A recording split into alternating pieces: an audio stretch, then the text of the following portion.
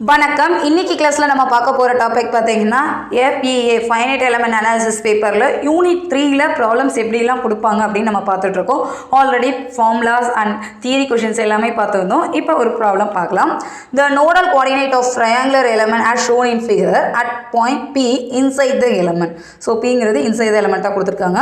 Then the x coordinate is 3.3 and shape function n1 equivalent to 0.3. So n1 ஓட value கொடுத்துருக்காங்க. Determine the shape functions n2 and n3. n2 n3 என்ன நமக்கு தெரிஞ்சிருக்கணுமா and find out y coordinate of the point P. So இதில் point interior பாயிண்டில் ஒய்யோட value miss ஆகுது. X மட்டும்தான் 3.3 கொடுத்துருக்காங்க. ஸோ ஒய்யோட வேல்யூ we don't know. அதையும் நம்ம கால்குலேட் பண்ணுற மாதிரி இருக்குது. டயக்ராம் கொடுத்துருக்காங்க. x and y axis relevant.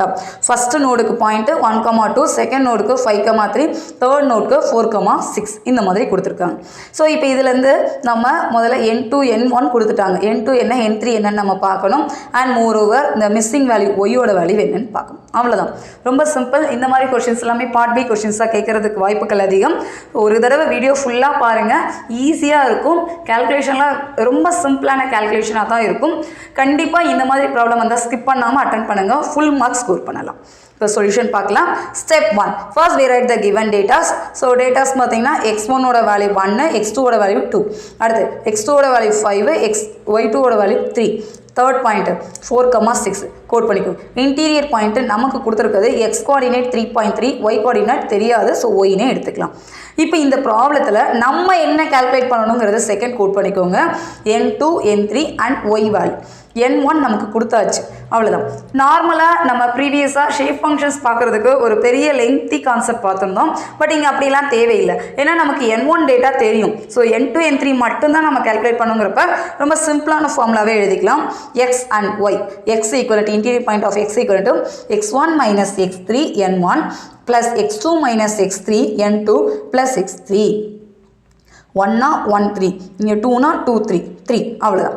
இதே மாதிரி தான் நம்ம Y ரெலவெண்ட்டாக n1 y1 y3, n2 y2 y3, அடுத்து y3 மட்டும் எழுதிக்கலாம். ஸோ இந்த மாதிரி கோட் பண்ணிக்கோங்க. அண்ட் ஓவரால் வேல்யூ நமக்கு ஷேப் ஃபங்க்ஷனோட டோட்டல் தெரியும். n1 plus n2 plus n3 equal to 1 code பண்ணிக்கலாம். இப்போ இதுலேருந்து நம்ம எந்தெந்த வேல்யூலாம் கன்வெர்ட் பண்ணுறோங்கிறத பார்க்கலாம். Step 3, first given data. Step 2ல் ஃபார்முலா. ஸ்டெப் 3ல் ஃபஸ்ட்டாக n2 அண்ட் n3யோட வேல்யூவை நம்ம டேரெக்டாக பார்த்துக்கலாம். இப்போ நமக்கு தெரிஞ்ச டேட்டாலாம் அப்ளை பண்ணலாம். சப்ஸ்டியூட் பண்ணுங்கள். எக்ஸுக்கு 3.3 இன்டீரியர் பாயிண்ட்டாக இருக்குது. x1 வேல்யூ ஃபஸ்ட்டு வேல்யூ, x3ங்கிறது தேர்ட் வேல்யூ, n1 நமக்கு தெரியும், அப்ளை பண்ணிக்கலாம்.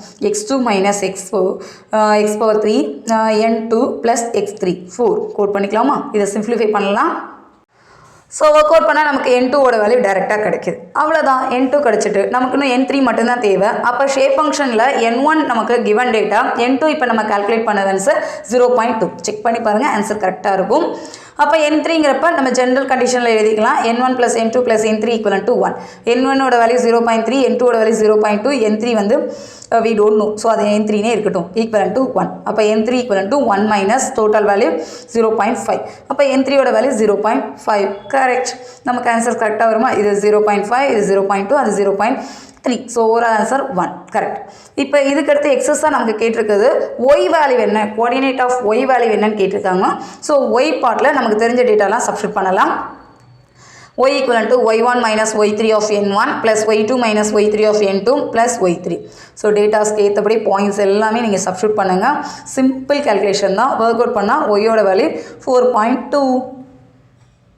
ஸோ இந்த ப்ராப்ளத்தில் நமக்கு கேட்டிருக்க வேல்யூ பார்த்தீங்கன்னா n2ஓட வேல்யூ 0.2, n3ஓட வேல்யூ 0.5 அண்ட் ஒய்யோட வேல்யூ 4.2. தனித்தனியாக கேல்குலேட் பண்ணது எல்லாத்தையும் ஒர்க் அவுட் பண்ணிக்கலாம்.